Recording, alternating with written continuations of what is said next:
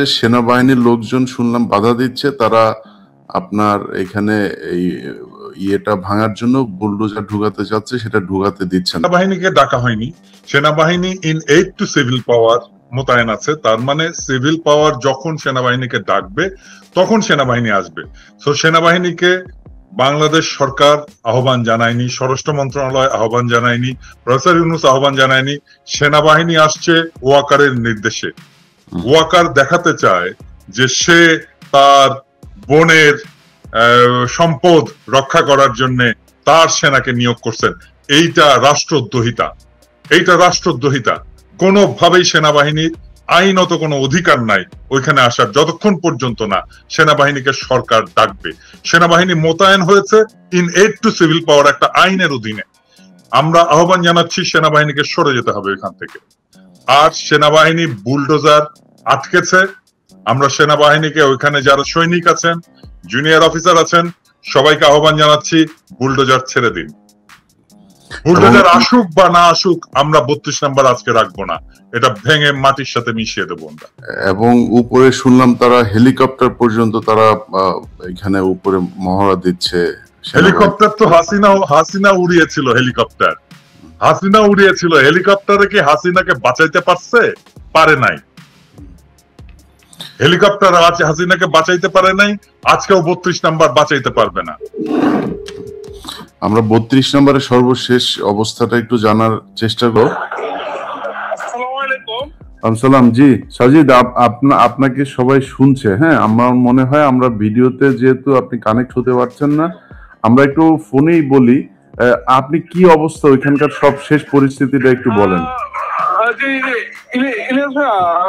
আমরা এখানে প্রায় 50,000 উপরে মানুষ আছে, কিন্তু আমরা এখনো পর্যন্ত বুলডোজার ম্যানেজ করতে পারিনি, যার কারণে আমরা বাড়িটা ভাঙতে পারছি না। বুলডোজার কলা বাগানে আমি তো বুলডোজার পাঠাইছি রে ভাই। আপনারা যান না, সামনে যান, আপনারা একটু যান না, 5-10 হাজার লোক যান, বুলডোজারটা নিয়ে আসে। ওই যে মিরপুর রোডের ওইখানে দেখেন সেনাবাহিনী থাকলে এদেরকে বুলডোজারের উপর দিয়ে চলে আসবেন। একটু আমি বলি, আমরা একটা বুলডোজার ম্যানেজ করেছিলাম, সেটা ঢাকা ইউনিভার্সিটি এর পাশ থেকে একটা ম্যানেজ করা হয়েছে, কিন্তু সেনাবাহিনী বুলডোজারটা আটকিয়ে দিয়েছে আর কি। সেনাবাহিনী কেন? সেনাবাহিনী কে? আমরা তো 32 নম্বরে আছি, কিন্তু ওইদিকে যারা আছে তারা এখন ওইটা নিয়ে আসতে পারেনি আর কি। আচ্ছা, আপনারা একটু প্রয়োজনে আগে যান, আপনারা একটু আগায় যান, তাদেরকে নিয়ে আসেন। এখানে সেনাবাহিনী বাধা দিলে সেনাবাহিনীর এটার দায়িত্ব দেওয়া হয় না এই সরকারের পক্ষ থেকে যে তারা এটা আটকায় দিবে। আর এখানে কোনো উপদেষ্টারা আমাদেরকে কোনো সহযোগিতা করছে না। এই সিটি কর্পোরেশনে কিছু বুলের আছে, আসিফ মাহমুদ চাইলে আমাদেরকে সহযোগিতা করতে পারতো, কিন্তু তিনি আমাদেরকে কোনো প্রকার ভাই, ওনাদের সব কাজ তো আর, ওনাদেরও তো অনেক কাজ আছে, ওরা তো আর সব কাজ আপনারা এখানে যে করে দিবে না। এখন এই কাজটা আপনারা করেন, যেহেতু বুলডোজার আসছে এবং বুলডোজার। আচ্ছা, এমনিতে 32 নম্বরের অবস্থা কি, এটা একটু বলেন, ওইখানে কি হচ্ছে? 32 নম্বরে বিল্ডিং এর মধ্যে আগুন চালিয়ে দিচ্ছে জনতা, আর এখানে 50,000 উপরে মানুষ আছে আর কি। আমরা একটা স্মারক অর্জন করেছি, শেখ মুজিবের মূর্তি, আমরা সেটা ভেঙেছি, এবং ফ্যাসিবাদের যে আতুর ঘর ধানমন্ডি 32 নাম্বার, সেটাকেও আমরা রাখবো না। ফরাসি বিপ্লবে বাস্তিল দুর্গ ভেঙে ফেলা হয়েছে, আমরা এই 24-এর বিপ্লবে ধানমন্ডি 32 নাম্বার আমরা গুড়িয়ে দেব, ওটাই আমাদের লক্ষ্য। না, এখানে ওনারা বলার চেষ্টা করছে যে এই এত রাজনৈতিক প্রতিহিংসা, এটা তারা এই যে সুশীলরা এখন এইসব কথা বলছে, বিশেষ করে সবচাইতে বেশি আমি যেটাকে বলেছিলাম ওর ক্যারা উঠেছে, এই শাওনের ফালাফালি সবচাইতে বেশি দাদা। এই যে ঘন্টায় মানে ছাত্রদের বিরুদ্ধে পোস্ট করছে, এই আওয়ামী লীগের পক্ষে নানান ভাবে ঘুরিয়ে পেঁচিয়ে কথাবার্তা বলছে। তো এইসব সুশীলরা তো যখন কিনা লাশের উপরে আপনার এই যে জুতা নিক্ষেপ করেছে, সালাউদ্দিন কাদের চৌধুরীর কবরে ভাঙচুর করা হয়েছে, তখন তো এরা কোনো কথা বলে না, এখন এরা হঠাৎ করে গজিয়ে উঠছে। আমি এই বিষয় নিয়ে বলবো না ইলিয়াস, এটা নিয়ে আমাদের আসলে অন্য একটা পরিকল্পনা করা দরকার। সেটা হচ্ছে হুমায়ুন আহমেদের যে শুটিং এর স্পটটা যেটা শাওন দখল করেছে, হুমায়ুন আহমেদ আমাদের জাতির সম্পদ, এবং হুমায়ুন আহমেদ যেটা সৃষ্টি করেছে সেটাও জাতির সম্পদ। এই সম্পদটাকে জাতীয় সম্পত্তি হিসাবে এটা গ্রহণ করতে হবে। বাংলাদেশ সরকার এই সম্পদটাকে নিয়ে হুমায়ুন আহমেদ জাদুঘর বানাবে, এটাই আমাদের আজকের লক্ষ্য হওয়া উচিত। শাওন এটা দখল করে রাখছে ব্যক্তিগত স্বার্থে, কিন্তু হুমায়ুন আহমেদ আমাদের এমন একটা সম্পদ যেটাকে ব্যক্তি একটা দখল করে রাখতে পারে না। তার সম্পদ, তার সৃষ্টি, এটার সকলের অধিকার আছে, সকলের হক আছে ওইটায় মানুষের হক প্রতিষ্ঠিত করতে হবে। তার ইমোশনাল কথাবার্তা শুনে তারপরে 81-তে যেরকম জিয়াউর রহমান ভুল করেছিল, এইবারও যদি এখনকার বিএনপি কিংবা জামায়াত কিংবা ছাত্ররা তার এই নাটকে যদি ফাঁদে পা দেয়, সেক্ষেত্রে এর ভবিষ্যৎটা কি হতে পারে? ইলিয়াস, এই নাটকে যে কাজ হবে না সেটা তো আজকে 6 মাস পরে আজকে বোঝা যাচ্ছে যে ছাত্র জনতার চেতনা কোথায়। কয়েক ঘন্টার আওয়াজে গোটা বাংলাদেশ আবার এক হয়ে গেছে। হাজার হাজার লোক আজকে ধানমন্ডি 32 নাম্বার ঘুরিয়ে দেওয়ার জন্য। বুলডোজার আসেনি, তাতে কি হয়েছে? হাতুড়ি, শাবল টাবল নিয়ে যা আছে সেটা দিয়ে ভাঙার চেষ্টা করতেছে। এবং এইটা আজকের ঘটনাটা খুবই জরুরি ছিল, এটা বোঝানোর জন্য যে বিপ্লবের আগুন এখনো নিভে যায়নি, শহীদের রক্ত শুকায়নি, এবং আমরা বিপ্লবের লক্ষ্য অর্জন করবই। শেখ হাসিনা কেন, আওয়ামী লীগ কেন, আওয়ামী ন্যারেটিভের কোন হিস্ট্রি বাংলাদেশে ফিরবে না। আমরা ইতিহাসের সাথে আমরা ইতিহাসকে মুছে দিচ্ছি না, আমরা নতুন ইতিহাস রচনা করছি। ধানমন্ডি 32 নাম্বার নিশ্চিহ্ন করে নতুন ইতিহাস রচিত হবে। সাবধান হওয়া দরকার যে আওয়ামী লীগ এখন কখনো বিএনপির ঘাড়ে চড়ে বসার চেষ্টা করছে, কখনো জামায়াতের।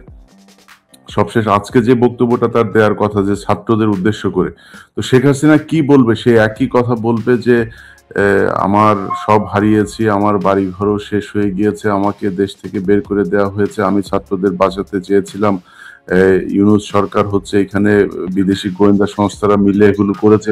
এই কথাগুলোই তো বলবে, এবং এই কথাগুলো বলে আমাদের তো বাঙালি, এটাও সত্যি কথা আপনি যেটা বললেন যে সবাই এক হয়েছে, সবার ভেতরে এই জিনিসগুলো আছে, কিন্তু এটাও কিন্তু সত্য আমরা খুব দ্রুত আমাদের ইতিহাস ভুলে যাই, এবং সেই ভুলে যাওয়ার মধ্য দিয়ে যদি শেখ হাসিনাকে কোনোভাবে আমরা আবার বিশ্বাস করি, সেই বিশ্বাস করার যে ফলাফল সেটা জিয়াউর রহমান একবার দেখেছেন, এবং আমার মনে হয় সামনে হইতেই পারে। এটা সেনাবাহিনীকে দিয়ে সবই সম্ভব, কারণ সেনাবাহিনী এই যে গোয়েন্দা সংস্থার যে চাল তারা চলে যাচ্ছে নানান ভাবে সরকারকে একটা বেকায়দায় ফেলার জন্য। আরেকটা জিনিস দেখো, মানে যখন ওয়াকারের দূরভিসন্ধি নিয়ে আমরা বলা শুরু করলাম, সেই সময় সবাই এসে আমাদের উপরে চাপ দিল না? এমন ভাব যে ওয়াকার বিপ্লবের নেতা, নতুন জাতির পিতা, মনে আছে? এখন এই যে আজকে নেত্র নিউজ একটা নিউজ করছে যে এই সেনাবাহিনীর চাপে প্রফেসর ইউনূস আয়নাঘর ভিজিট করতে পারলো না। তারা তো এই জায়গাটায় থাকলে আপনার বা আমার ভিডিও মানুষ কেন দেখে? আমরা আজকে যদি যে কথাগুলো এখন বলছি তার বিপরীত ধরনের কথা যদি বলি, কালকে জনগণ আমাদেরকে গালাগাল করবে, আমাদের ভিডিও দেখবে না, পছন্দ করবে, আমাদের কেউ এখানে ভুলেই যাবে আমরা কেউ ছিলাম, ভুলেই যাবে। রাইট। তো বিএনপি এবং জামায়াতের সমস্যাটা কোথায়? তাদের ভোটের রাজনীতি, মানুষের সমর্থনই যদি তাদের দরকার হয়, ওই প্রশ্ন তো বাংলাদেশের জনগণ এক, যে এই দেশে শেখ হাসিনার অস্তিত্ব থাকবে না, শেখ পরিবারের কোনো অস্তিত্ব এই দেশে থাকবে না, ভারতের কোনো আগ্রাসন এই দেশের মানুষ মেনে নেবে না। সো এই দুইটা প্রশ্নে এক হওয়াটা আমার মনে হয়, এক হলে আমাদের সাথেও যেই দ্বন্দ্বগুলো, আমার তো আরো দুইটা পয়েন্ট আছে, আমি জানি না তোমার সাথে তো আমি এটা শেয়ার করছি।